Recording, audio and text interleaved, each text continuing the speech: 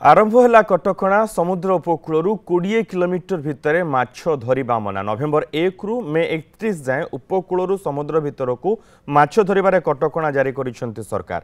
समुद्र cool 20 kilometre पर्यंत कौनसी यंत्र चालित डंगा कि ट्रलर माध्यम माछ धरि पारिबे नाही मत्स्यजीवी।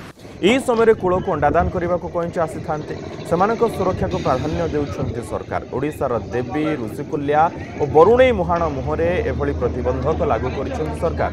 ए कटकणा को मानि अनेक मत्स्यजीवी माछ धरिबा को जाइथिले। सेहिपरि अनेक मत्स्यजीवी बाट हुड़ी मत्स्य विभाग वन विभाग तटरक्षी द्वारा गिरफ होउछन। आम सरकार को अनुरोध करूँ आम गोटे सहायता करूँ कि आम आम मत्स्यजीवी आम सहायता मागुचु आमको किसी सी हेल्प करूँ आम किसी जीविका निर्वाह करूँ। ये जो 7 मास बंद कर सरकार ये तो मत्स्यजीवी मान बहुत क्षति ना।